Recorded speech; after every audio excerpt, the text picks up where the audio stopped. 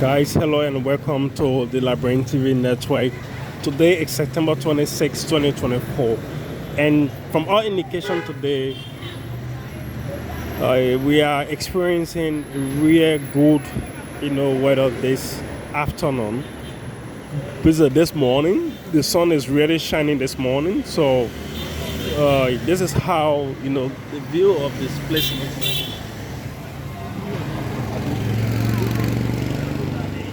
Yeah, so we are trying to make our way to the Ministry of Information, Culture and Tourism, wherein any moment from now we'll be bringing you live happenings as to what will be unfolding or what have unfolded in the country, wherein you'll be having some government dignitaries will be, laying out some of their plans or some of those things they have done within the past 7 or 8 months. But howbeit, today is September 26, 2024, and I'm Francis K. Dikopo coming to you live. You can like, share, and comment on our Facebook and YouTube channel. So, there are a lot of things have been happening, and especially during the course of yesterday. Hey, watch up. Oh, sorry, watch up. Sorry for that. So, like we said, there have been a lot of things happening. So, yesterday, former Finance Minister Hon Tweh, actually came to town. We learned that he arrived in country around 1 a.m. midnight, and that information was actually given out by Spoon FM and other media outlets. So yesterday when he came, he immediately proceeded to Criminal Code C, he and his lawyer, and then he turned himself over. So the court actually, accepted his bail bond. So there was a bond that was actually filed, 8 million worth of property bond. So yesterday that bond was filed, and then he is to appear in court November 12, 2024. So we are hoping for that day. So immediately that day reach, definitely we'll try to make our way to the court to bring you live happenings as to what will actually be the outcome of said criminal case. And also yesterday, Honorable Musa Hassan Bility, who was chairperson for the Liberty Party, one of the top political party in Liberia, finally, he has resigned as political chairperson, and he has also resigned as a member of said party, saying that he would not actually align with any political party for now. He is still observing the line. He is trying to actually, ascertain some things before moving forward. So these are some major breaking happenings and breaking news in the country. We all know the case involving the Liberty Party, wherein they were in court for a very long period of time. Hassan Bility, Kaka Lawrence, Honorable Abraham, Mr. Dillon, and so many other comrades. So many other, government officials were in court regarding, the Liberty Party. And then that even led to, some member actually, leaving, and also that led to suspension of some member. But howbeit today, he has finally resigned, and we are hoping to see as to whom become the next, political chairperson for the tough Liberty Party.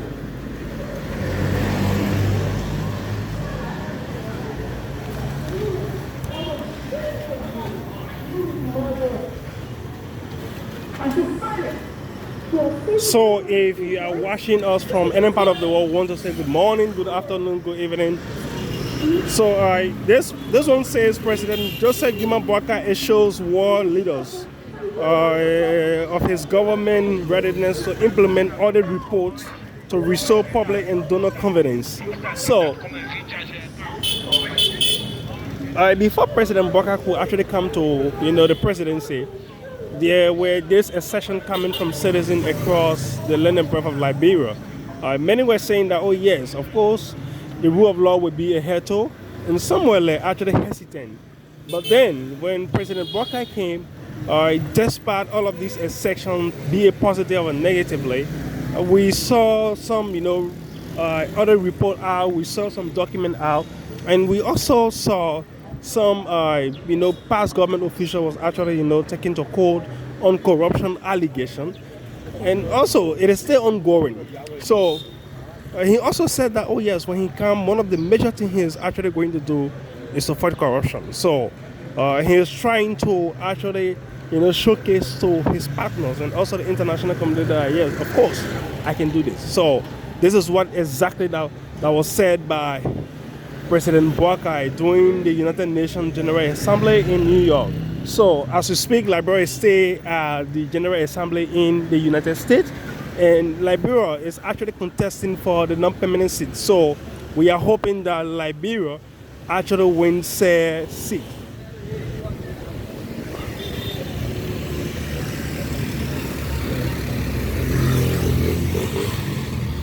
So, delegation of Chinese investors arrived in Liberia to explore investment opportunities.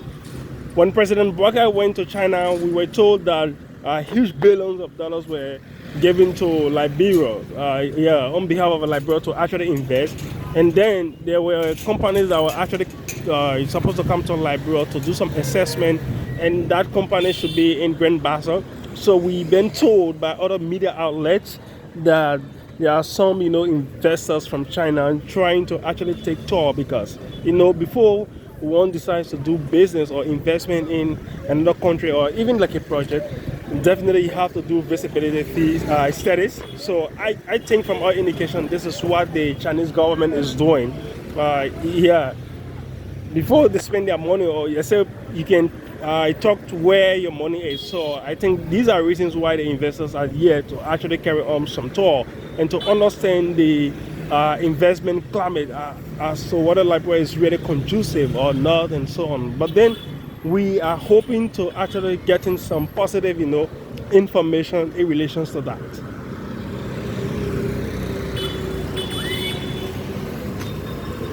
So yesterday, the Congress of Democratic Change held a serious tough, press conference, and we were fortunate to actually form part of that press conference.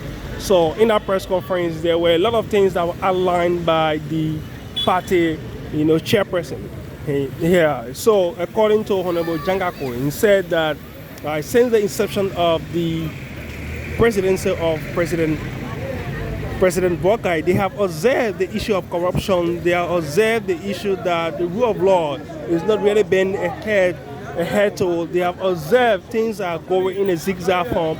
So the CDC is planning a real massive protest. Since the inception of President Bokai, there are some former killer. There are some killers who have been appointed as government officials.